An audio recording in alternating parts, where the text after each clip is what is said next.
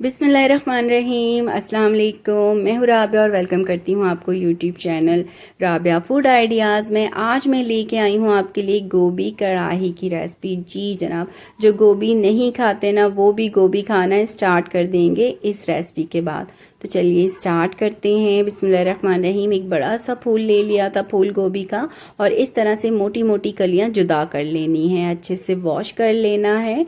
अब लेंगे पतीली, flame on करेंगे और हाफ़ प्याली ऑयल शामिल करेंगे।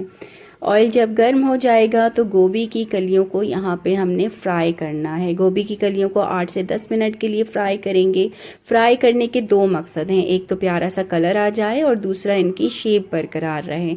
अब शेप कैसे बरकरार रहेगी, जब हम इन्हें फ्राई करेंगे तो इनका जो पानी होता है वो ब्लॉक हो जाएगा, तो ये हलवा नहीं बनेंगी और अपनी शेप को बरकरार रखेंगे। ये देखें 10 मिनट बाद मैं इन्हें निकाल रही हूँ, प्लेट में निकाल लेंगे इन्हें।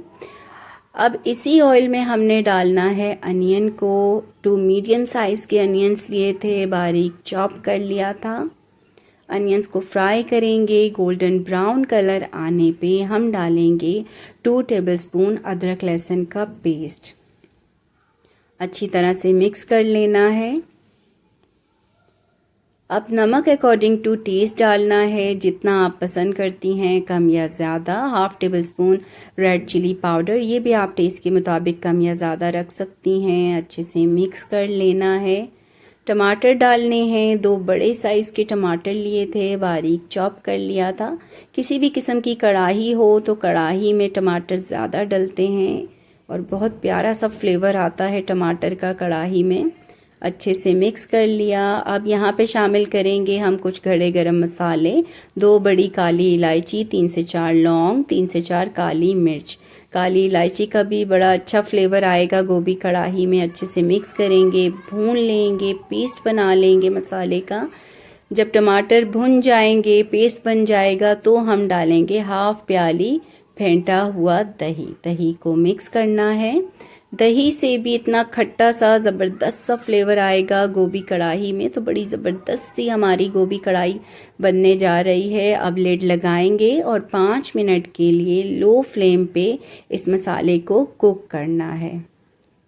ये देखें जनाब, 5 मिनट बाद लिड हटाया तो ऑयल ऊपर आ गया है और बहुत प्यारा सा हमारा मसाला रेडी हुआ है। बिल्कुल मलाई की तरह गल चुका है मसाला। थोड़ा मिक्स करेंगे और गोभी की कलियों को ऐड कर लेंगे। अब यहाँ पे आपने 4 से 5 मिनट के लिए मुसलसल चम्मच चलाते हुए गोभी को मसाले में फ्राई करना है, भून लेना है, क्योंकि यहाँ पे हम कोई कवर वगैरह नहीं लगाएंगे, दम नहीं देंगे। स्टार्टिंग में 10 मिनट के लिए फ्राई की थी गोभी, और अब यहाँ पे 5 मिनट के लिए फ्राई करना है, भूनना है।